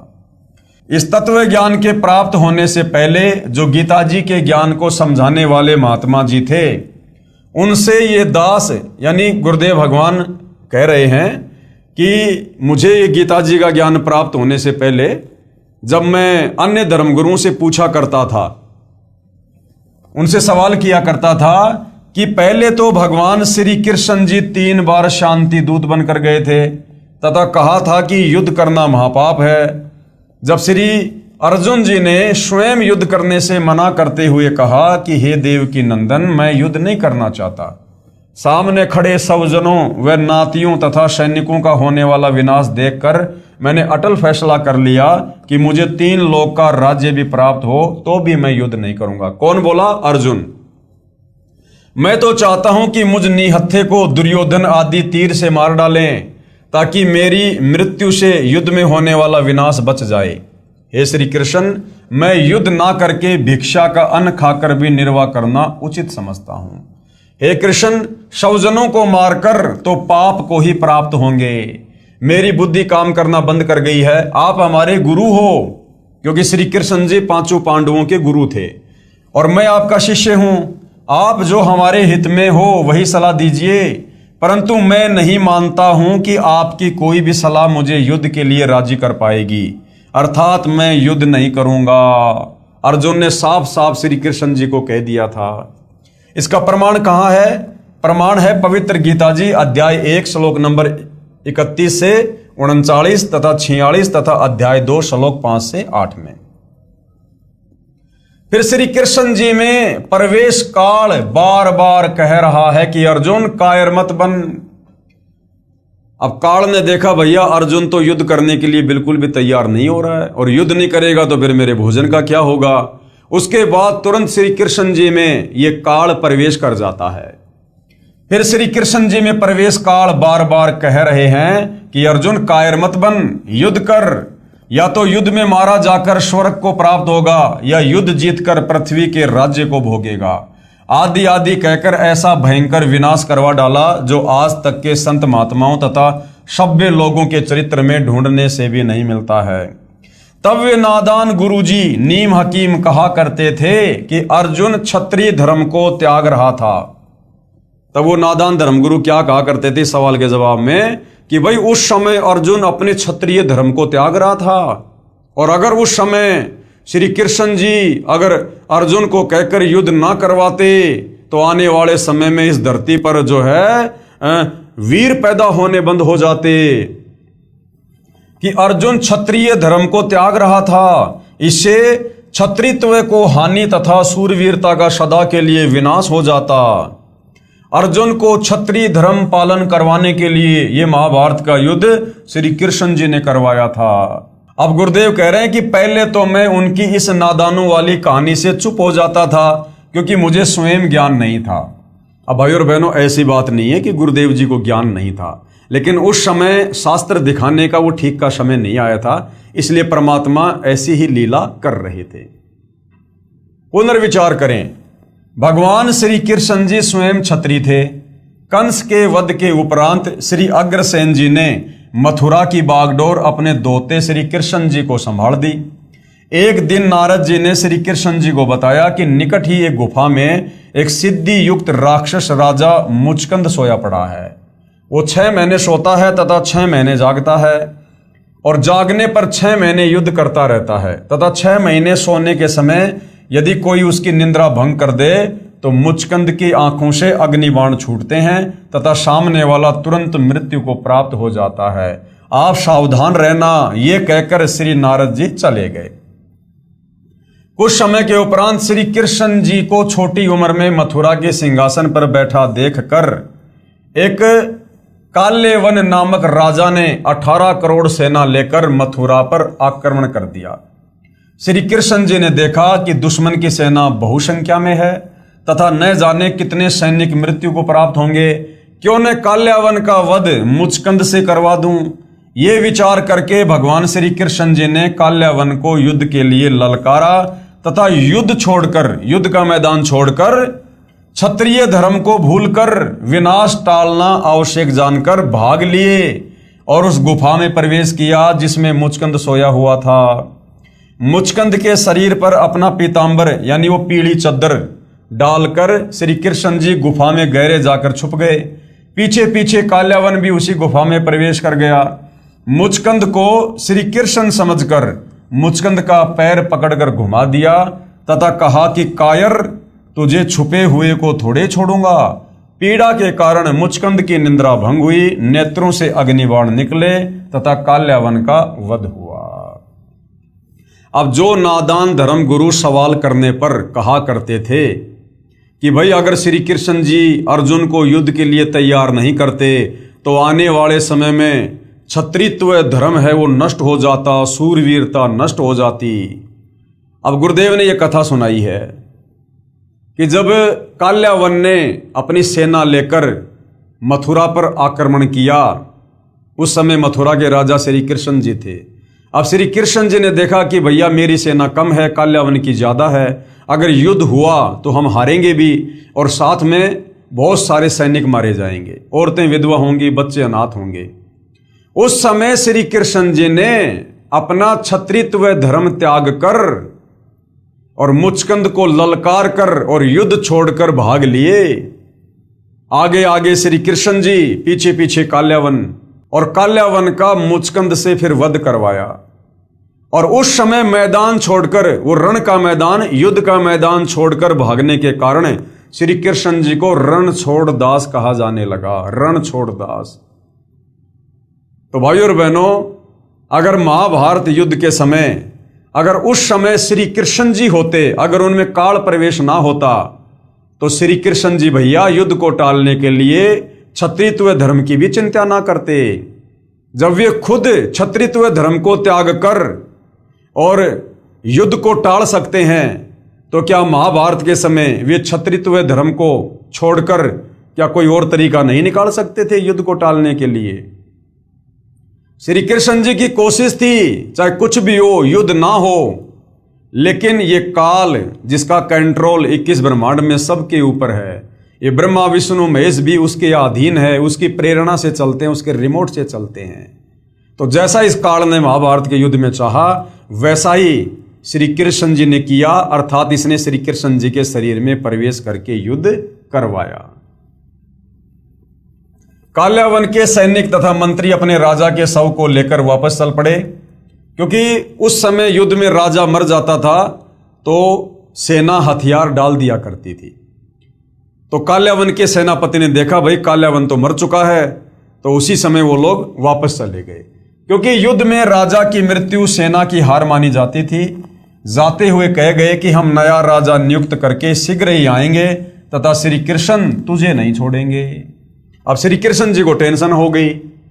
तब श्री कृष्ण जी ने अपने मुख्य अभियंता यानी चीफ इंजीनियर श्री विश्वकर्मा जी को बुलाकर कहा कि कोई ऐसा स्थान खोजो जिसके 3 तरफ समुद्र हो तथा एक ही रास्ता यानी द्वार हो, क्योंकि विश्वकर्मा जी इन देवताओं के चीफ इंजीनियर हैं। इनके निर्माण कार्य विश्वकर्मा जी अपनी सिद्धि से करते हैं। वहां पर अति शीघ्र एक द्वार वाली नगरी बसा दो, हम शीघ्र ही यहां से प्रस्थान करेंगे।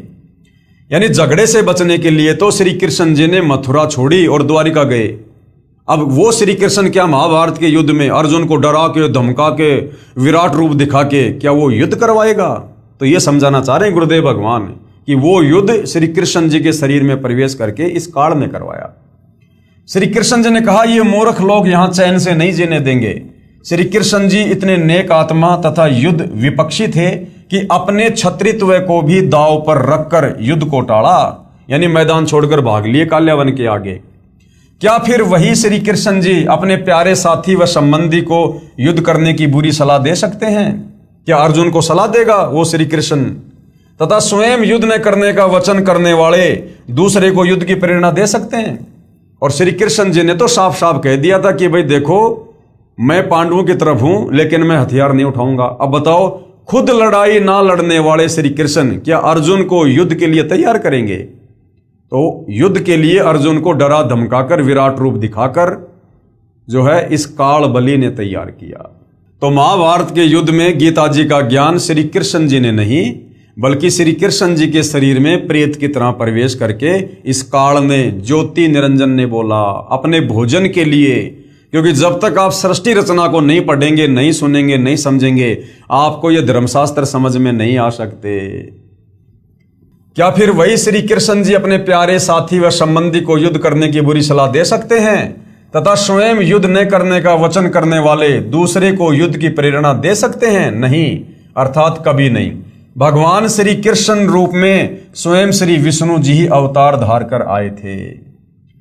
एक समय श्री भृगु ऋषि ने आराम से बैठे भगवान श्री विष्णु जी श्री कृष्ण जी के सीने में लात घात किया, अर्थात भृगु ऋषि ने श्री विष्णु जी की छाती पर लात मारी।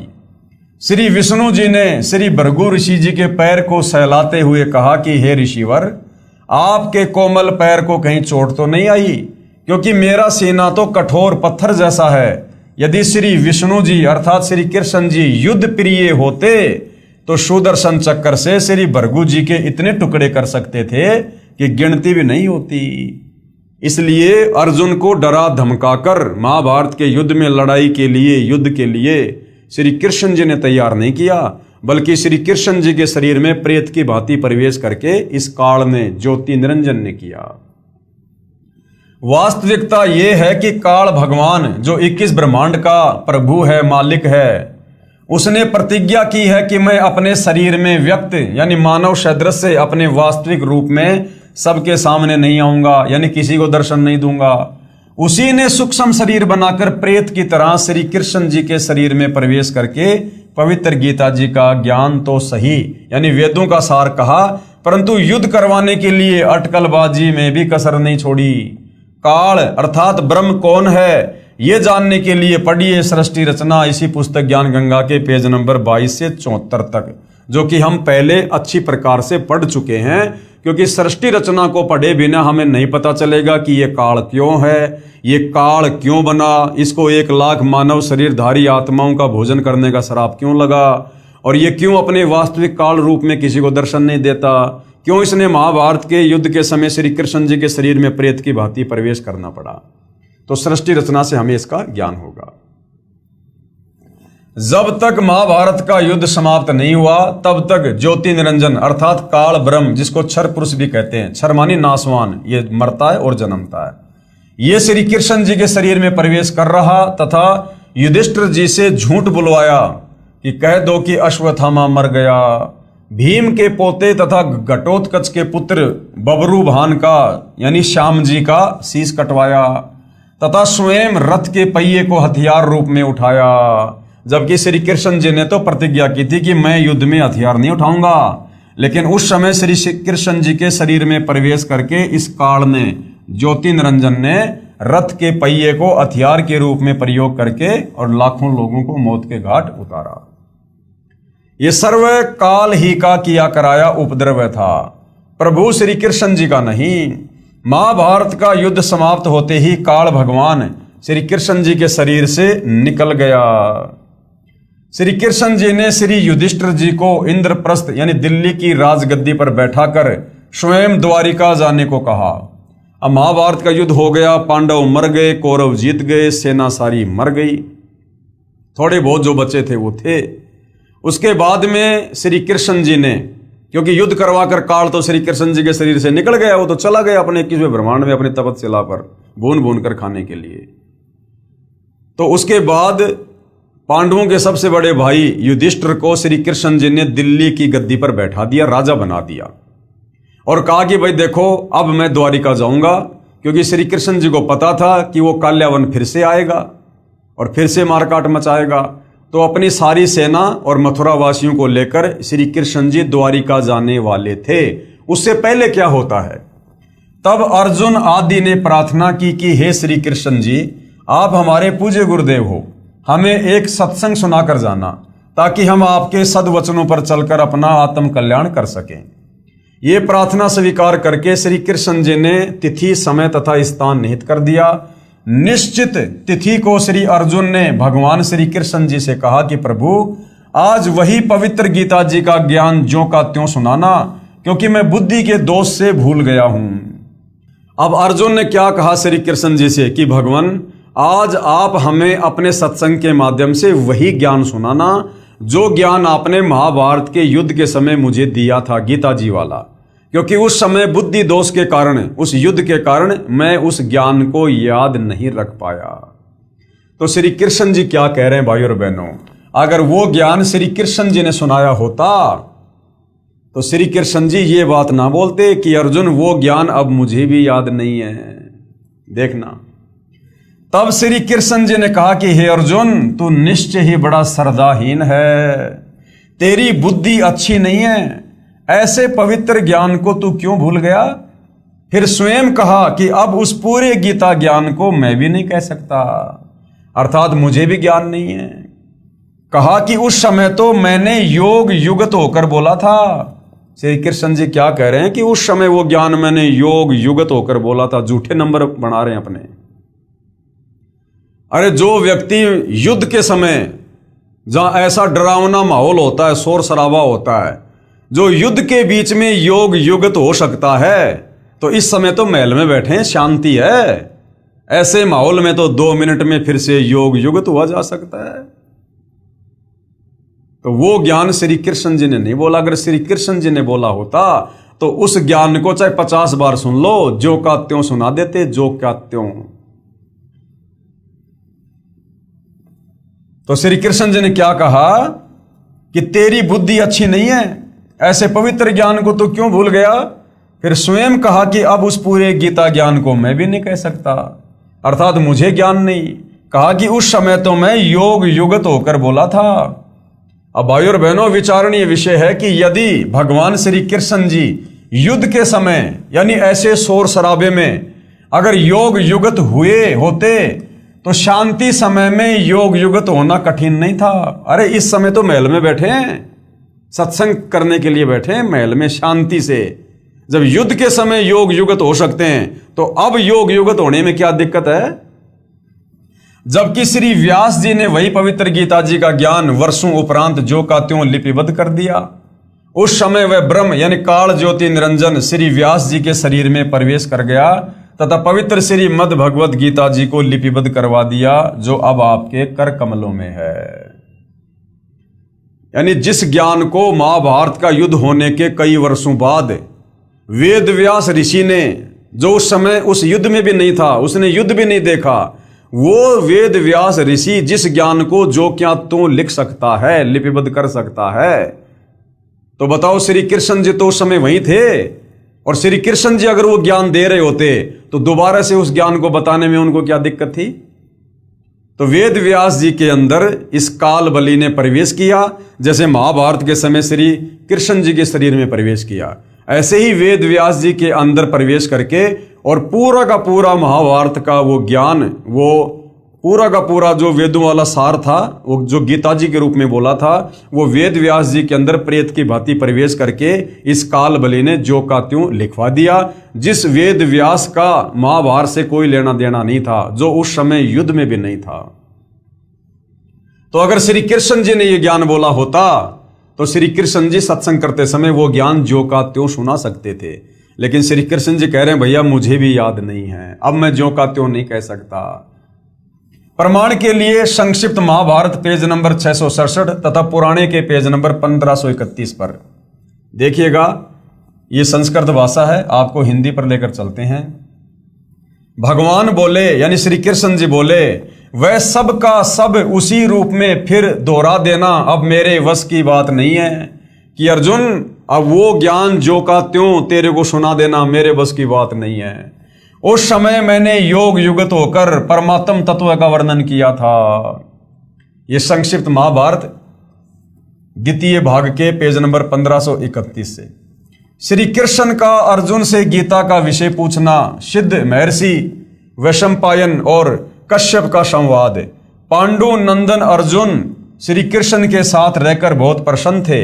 उन्होंने एक बार उस रमणीय सभा की ओर दृष्टि डालकर भगवान से यह वचन कहा, हे देवकी नंदन अर्थात श्री कृष्ण, जब युद्ध का अवसर उपस्थित था, यानी जब हम महाभारत के युद्ध में थे, उस समय मुझे आपके महात्म्य ज्ञान और ईश्वरीय स्वरूप का दर्शन हुआ था। किंतु केशव, आपने शनिवश पहले मुझे जो ज्ञान का उपदेश किया था वह सब इस समय बुद्धि के दोष से भूल गया हूं। यानी महाभारत के समय जो ज्ञान आपने दिया था, क्योंकि अर्जुन तो यही समझ रहा था कि श्री कृष्ण ने ज्ञान दिया है, जबकि श्री कृष्ण जी के अंदर वो काल था। तो अर्जुन कह रहा कि मैं अपनी बुद्धि दोष के कारण यानी उस डर के कारण उस ज्ञान को मैं भूल गया हूं। उन विषयों को यानी उस ज्ञान को सुनने के लिए बारंबार मेरे मन में जिज्ञासा होती है, उत्कंठा होती है। इधर आप जल्द ही द्वारिका जाने वाले हैं, इसलिए पुनः वह सब विषय यानी वो ज्ञान मुझे सुना दीजिए। यानी द्वारिका जाने से पहले पहले आप मुझे वो ज्ञान सुना दो। वैशंपायन जी कहते हैं, अर्जुन के ऐसा कहने पर वक्ताओं में श्रेष्ठ महातेजस्वी भगवान श्री कृष्ण उन्हें गले से लगाकर इस प्रकार उत्तर दिया। श्री कृष्ण जी बोले, अर्जुन, उस समय मैंने तुम्हें अत्यंत गोपनीय विषय का श्रवण कराया था। यानी झूठे नंबर बना रहे हैं श्री कृष्ण जी। अपने स्वरूप भूत धर्म सनातन पुरुषोत्तम तत्व का परिचय दिया था और शुक्ल कृष्ण गति का निरूपण करते हुए नित्य लोकों का भी वर्णन किया था। किंतु तुमने जो अपनी नासमझी के कारण उस उपदेश को यानी ज्ञान को याद नहीं रखा, ये जानकर मुझे बड़ा खेद हुआ। उन बातों का अब पूरा पूरा स्मरण होना संभव नहीं जान पड़ता। यानी अब वो ज्ञान जो क्या तो मैं भी नहीं सुना सकता। हे पांडुनंदन, निश्चय ही तुम बड़े श्रद्धाहीन हो, यानी तुमने उस ज्ञान को याद नहीं रखा, तुम्हारी बुद्धि अच्छी नहीं जान पड़ती। अब बताओ, अर्जुन को तो धमका रहा है कि तेरी बुद्धि अच्छी नहीं है, और खुद कह रहा कि मुझे भी याद नहीं है, खुद कह रहा कि अब मैं भी नहीं सुना सकता। अरे भैया, जब तू नहीं सुना सकता तो अर्जुन का क्या दोष है जो याद नहीं रख सका? तो सारा खेल भाई और बहनों ये काल का था। अब मेरे लिए उस उपदेश को यानी ज्ञान को ज्यों का त्यों दोहरा देना कठिन है, क्योंकि उस समय योग युगत होकर मैंने परमात्म तत्व का वर्णन किया था। तो भैया अब हो जाओ योग युगत। जब युद्ध में समाधि लगा सकते हो, ध्यान लगा सकते हो, तो अब तो महल में बैठे हो, शांति है। अब योग युगत होना कौन सी बड़ी बात है? लेकिन जब वो ज्ञान श्री कृष्ण जी ने बोला ही नहीं तो श्री कृष्ण जी भला सुनाएंगे क्या? इसलिए अटपट कर रहे हैं। अधिक जानकारी के लिए पढ़िए संक्षिप्त महाभारत द्वितीय भाग। विचार करें, उपरोक्त महाभारत के लेखों व श्री विष्णु पुराण के लेखों व श्रीमद् भगवद गीता जी के लेखों से प्रमाणों से सिद्ध हुआ कि श्री कृष्ण जी ने श्रीमद् भगवद गीता जी का ज्ञान नहीं बोला। ये तो काल रूपी ब्रह्म ज्योति निरंजन अर्थात महाविष्णु जी ने प्रेतवत श्री कृष्ण जी के शरीर में प्रवेश होकर बोला।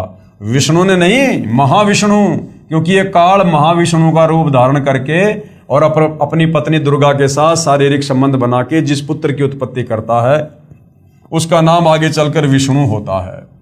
तो महाविष्णु, महाब्रह्मा, महाशंकर रूप में ये काल रूप धारण करके एक ब्रह्मांड में गुप्त स्थान पर रहता है। अन्य प्रमाण श्री विष्णु पुराण गीता प्रेस गोरखपुर से प्रकाशित चौथा अंश अध्याय 2 श्लोक 26 पेज नंबर 233 पर विष्णु जी महाविष्णु अर्थात काल रूपी ब्रह्म ने देव तथा राक्षसों के युद्ध के समय देवताओं की प्रार्थना स्वीकार करके कहा कि मैं राज ऋषि ससाद के पुत्र पुरंजय के शरीर में अंश मात्र अर्थात कुछ समय के लिए प्रवेश करके राक्षसों का नाश कर दूंगा। यानी इस प्रकार से ये काल अन्य में प्रवेश करके और ये सारा खेल खेलता है। दूसरा प्रमाण कि यह काल कैसे दूसरे के शरीर में प्रवेश करके अपना कार्य करता है।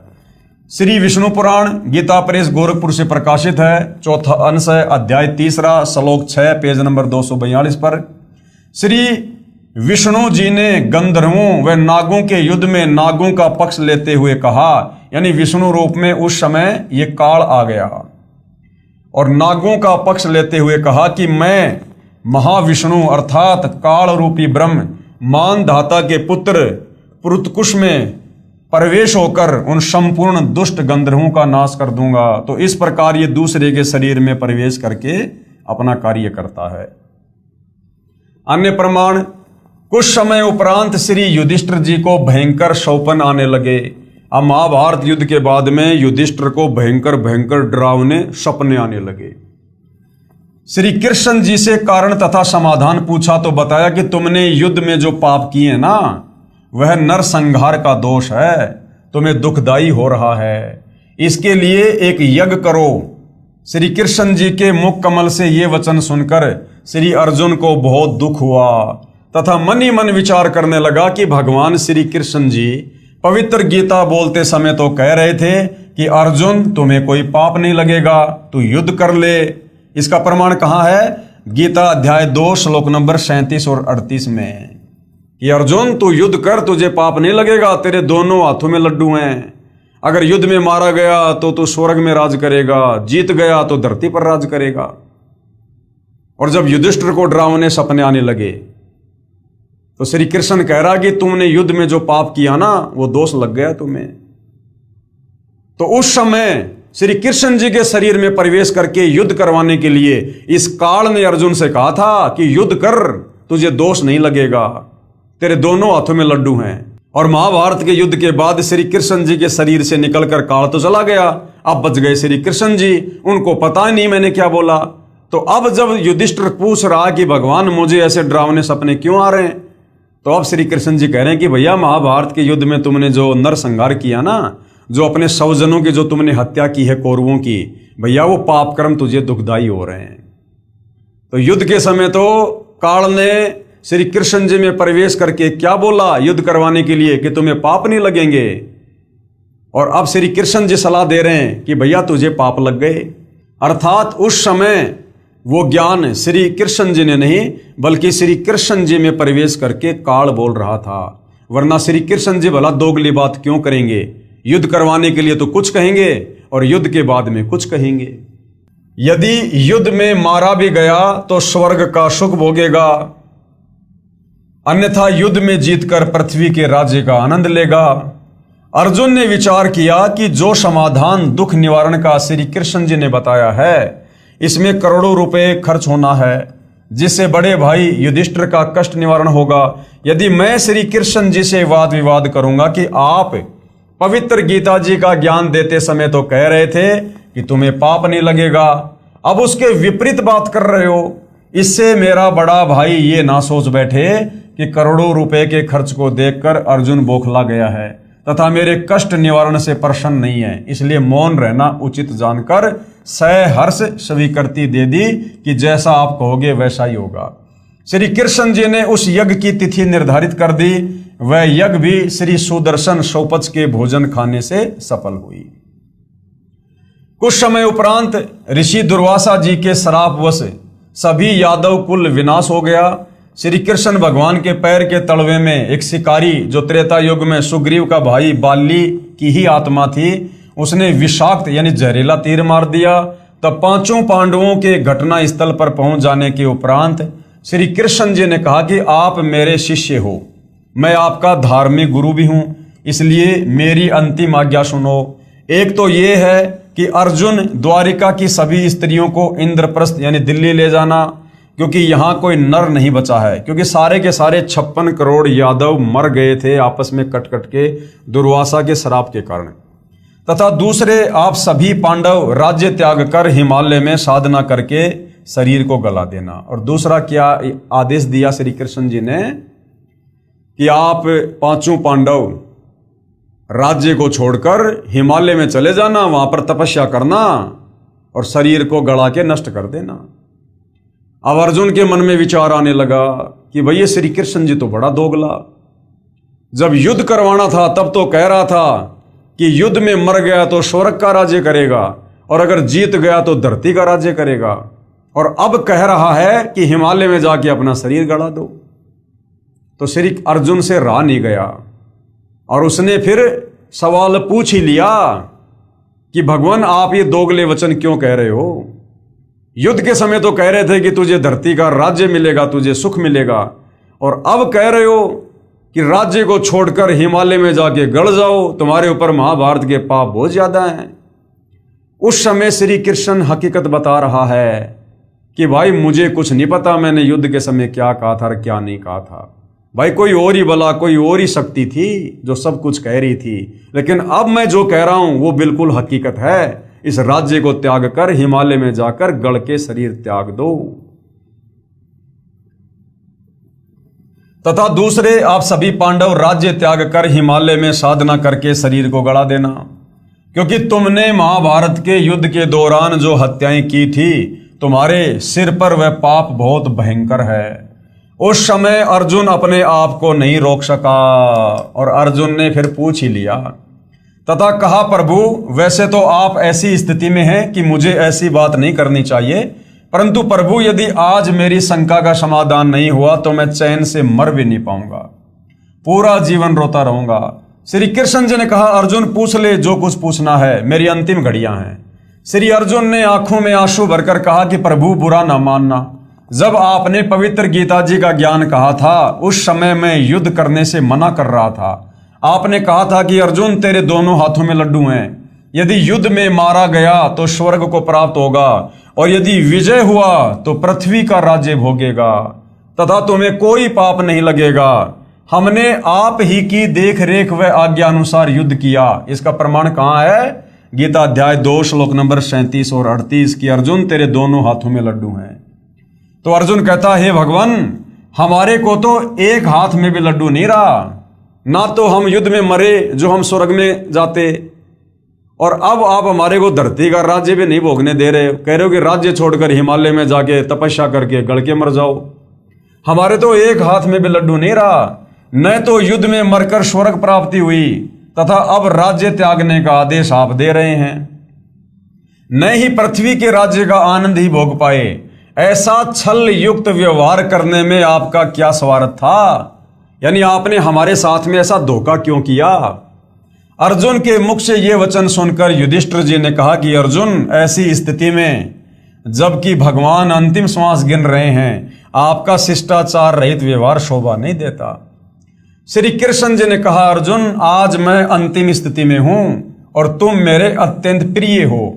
आज वास्तविकता बताता हूं कि कोई खलनायक जैसी और शक्ति है। अब हकीकत बता रहे श्री कृष्ण जी कि भैया कोई और ही है शक्ति खलनायक जैसी। मैंने कुछ नहीं कहा, मैंने कुछ नहीं बोला। कोई खलनायक जैसी और शक्ति है जो अपने को यंत्र की तरह नचाती रही। यानी युद्ध के समय मेरे में प्रवेश करके कोई और ही शक्ति थी जो यंत्र की भांति नचाती रही। मुझे कुछ मालूम नहीं मैंने गीता जी में क्या बोला था, परंतु अब मैं जो कह रहा हूं वह तुम्हारे हित में है। श्री कृष्ण जी ये वचन अश्रु युक्त नेत्रों से कहकर प्राण त्याग गए। उपरोक्त विवरण से सिद्ध हुआ कि पवित्र गीता जी का ज्ञान श्री कृष्ण जी ने नहीं कहा, यह तो ब्रह्म यानी ज्योति निरंजन काल ने बोला है, जो 21 ब्रह्मांड का स्वामी है। अब ये काल कौन है, इसका नाम काल क्यों पड़ा, ये ऐसे भयानक काम क्यों करता है, लोगों को धोखा क्यों देता है, इसके लिए आपने सृष्टि रचना को अच्छे से पढ़ना पड़ेगा। काल अर्थात ब्रह्म कौन है, ये जानने के लिए कृपया पढ़ें इसी पुस्तक में पेज नंबर 22 से 74 तक सृष्टि रचना को। श्री कृष्ण सहित सर्व यादवों का अंतिम संस्कार कर अर्जुन को छोड़कर चारों भाई इंद्रप्रस्थ दिल्ली चले गए। पीछे से अर्जुन द्वारिका की स्त्रियों को लिए आ रहा था, क्योंकि यादव कोई शेष बचा नहीं था। सारे पुरुष आपस में कट कट के मर गए थे और यादवों की जो स्त्रियां थी वो बच गई थी। अगर उनको वहां छोड़ दिया जाता तो जंगली लोग उनकी इज्जत लूटते, इसलिए अर्जुन सर्व स्त्रियों को लेकर दिल्ली जा रहे थे। पीछे से अर्जुन द्वारिका की स्त्रियों को लिए आ रहा था। रास्ते में जंगली लोगों ने सभी गोपियों को लूटा तथा कुछ एक को भगा ले गए तथा अर्जुन को पकड़कर पीटा।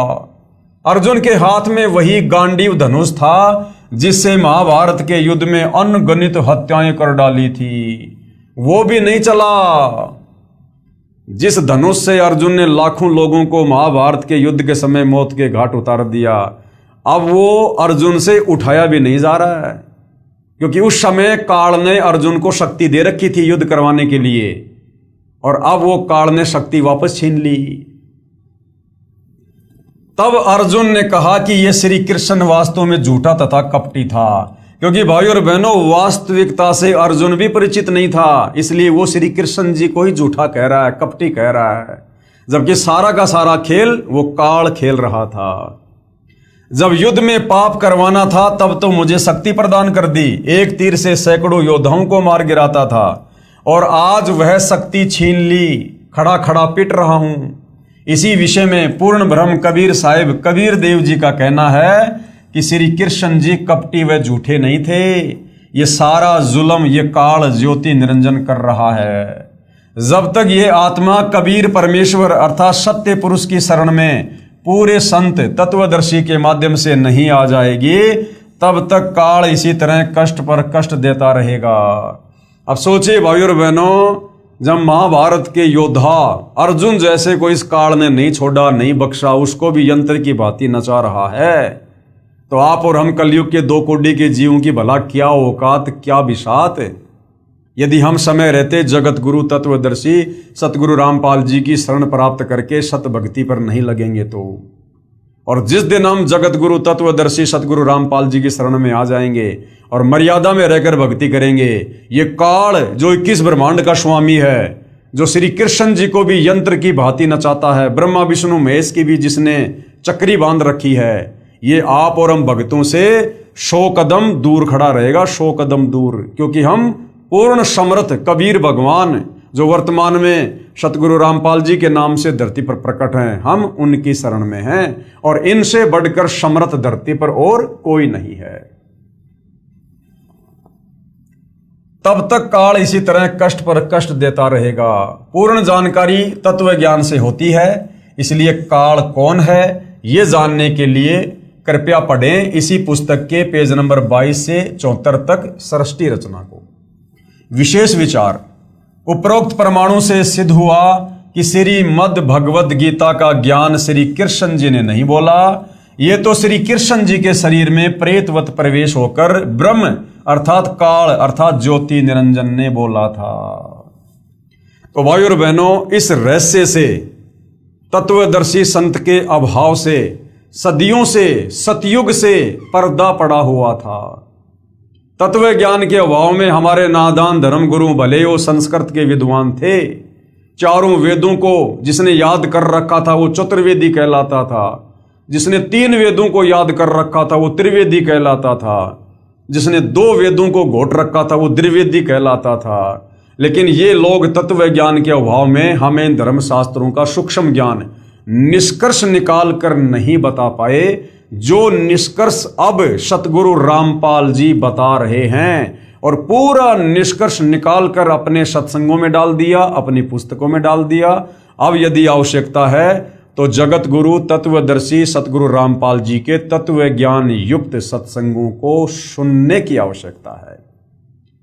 तो भाइयों और बहनों, अब जिस रहस्य से पर्दा उठ चुका है कि वास्तव में भगवान कौन है, कैसा है, कहाँ रहता है और कैसे मिलता है, और कैसे हम इस काल के द्वारा लगाए गए क्रम बंधनों से छूटकर वापस अपने निज घर सतलोक जा सकते हैं, अन्यथा हम यहीं पर कर्मों का दंड भोगेंगे। जैसे अंत में 5 पांडवों ने राज्य त्याग कर हिमालय में जाकर तपस्या करके शरीर को गड़ाकर और दुर्गति से अपनी मृत्यु को गले लगाया, और उसके बाद में उनको नरक में ठोक दिया गया, नरक में इसी काल के द्वारा। तो भाइयों और बहनों, यदि आप और हम समर्थ की शरण में आकर सत भक्ति नहीं करेंगे तो आप और हमारे तो कहीं पैर भी टिके दिखाई नहीं देंगे, कहीं पैर भी, ये तो सीधा नरक में ठोकेगा, फिर लग 84 योनियों में। तो भाइयों और बहनों, अध्यात्म को, भक्ति मार्ग को समझने के लिए इन धर्म शास्त्रों को समझना, इनकी जानकारी होना बहुत जरूरी है। और ये जानकारी यदि हमारे नादान धर्मगुरु दे पाते तो आज से पहले दे चुके होते। अगर हमारे धर्मगुरुओं के पास में वो तत्व ज्ञान होता, मूल ज्ञान होता, तो कबीर परमेश्वर को सतगुरु रामपाल जी के रूप में धरती पर उतरकर ये तत्व ज्ञान प्रचार प्रसार करने की जरूरत ना पड़ती। तो भाइयों और बहनों, वर्तमान में धरती पर यदि कोई सर्व धर्मशास्त्रों का पूर्ण ज्ञाता है, यदि किसी के पास यथार्थ शास्त्र अनुकूल भक्ति मार्ग है, यदि कोई गुरु पद प्राप्त करके ये कथा करने का अधिकारी है, यदि कोई हमें सत भक्ति देकर इस काल बलि के 21 ब्रह्मांड के कष्टों से बाहर निकालकर सतलोक बैठा सकता है, अर्थात पूर्ण मोक्ष प्रदान करवा सकता है, तो परम पूज्य परमेश्वर सतगुरु रामपाल जी हैं। भाई और बहनों, इस मौके को चूको मत, ऐसा दाव युगों युगों के बाद लगता है। कहते हैं ना कि बिल्ली के भाग का छीका टूट गया। तो आज सतगुरु रामपाल जी के पावन चरण कमल धरती पर हम उनके समकालीन, और यदि हम उनकी शरण में आ जाते हैं तो भाई और बहनों समझो बिल्ली के भाग का छीका टूट गया, अन्यथा यहां तो दुर्गति दुर्गति है, दुर्गति ही दुर्गति। तो समझदार व्यक्ति तो ऐसी आफत मोल लेगा नहीं। इतने सारे प्रत्यक्ष प्रमाण देख के, इतना सब कुछ जानकर भला मन में क्या शंका रह जाएगी कि गीता जी का ज्ञान श्री कृष्ण जी ने बोला, या श्री कृष्ण जी के शरीर में प्रेत की भांति प्रवेश करके इस काल में ज्योति निरंजन ने, इस ब्रह्म ने बोला। तो भाई और बहनों, जब तक हमें ये नहीं समझ में आएगा कि गीता जी का ज्ञान किसने बोला, तो फिर हम गीता जी को आगे नहीं समझ पाएंगे।